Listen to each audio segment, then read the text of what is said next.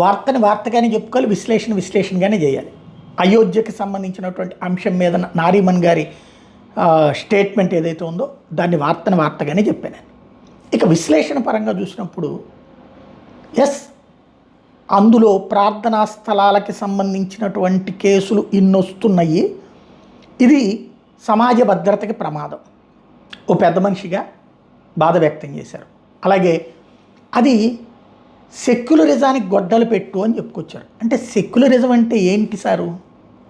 Secularism అంటే గుడిని కూలగొడతారు, ఆ గుడి మీదన వేరే కట్టడం కడతారు, ఎన్నేళ్ళైనా దానికి మాత్రం ఇది ఏది న్యాయ పోరాటం. ఇందులో ఎవరిని దోషిగా చెప్పాలా? న్యాయస్థానాలు. ఎందుకని?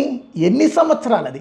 100 సంవత్సరాలకు పైబడి బ్రిటిష్ వాళ్ళ టైంలో కేసులు వేసినటువంటి అంశం అది. అప్పటి నుండి ఇప్పటిదాకా సెక్యులరిజం అంటే హిందువులకి సంబంధించినటువంటి ఆలయం కూలగొట్టినటువంటి అంశం ఆనాడినే తీర్పిచ్చేస్తే అయిపోయేది కదా. ఓకే, ప్రార్థనా స్థలాల ప్రకారం ఒకసారి కట్టిన దాన్ని మార్చద్దు. మరి అట్లా ఎందుకు కూలగొట్టారు ఆ రోజున? అలాగని అన్నిటి కూల్చేయమంటలేదే. హిందువుల పవిత్ర పుణ్యక్షేత్రాలైనటువంటి అయోధ్య, మధుర, కాశీ, సోమనాథ్, ఈ టెంపుల్స్ 4. దేశ విభజన రోజున అది ఒప్పుకున్నారు.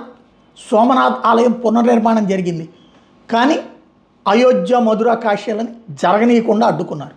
మరి అది సెక్యులరిజం స్ఫూర్తి అవుతుందా? ఆలయాలను కూల్చి ఆ ఆలయాలు, ఆ విగ్రహాల శిథిలాల పైన కట్టిన గుళ్ళే అవి. దాని మీదన ఎన్నో ఏళ్లుగా 100 సంవత్సరాలకు పైబడినటువంటి పోరాటం జరిగిందే, అది సెక్యులరిజం స్ఫూర్తే? సమాజాన్ని చైతన్యపరచకపోయినా పర్లేదు, కానీ సమాజాన్ని తప్పుదో పట్టించద్దు, మైనారిటీలని తప్పుదో పట్టించద్దు.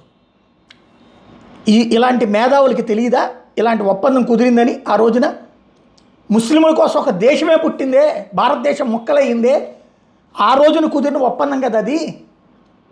ఇక్కడ ముస్లింలను ఎవ్వరూ అవహేళన చేయట్లేదు, అవమానించట్లేదు, కానీ హిందువుల హక్కుని కోల్పోవాల్సినటువంటి పరిస్థితి ఏంటి? ఇవాళ ప్రతి అంశం మీద వస్తుందంటే అసలు ఆ సమస్య పరిష్కారం అయితే అందరూ కూర్చుని పరిష్కరించుకుంటే అయిపోతుందిగా. ఎందుకు పరిష్కరించుకోవట్లేదు? మరి మేధావులు అట్లాంటి ప్రయత్నం ఎందుకు చేయట్లేదు? ఫస్ట్ ఆలోచించుకోవాల్సింది అది.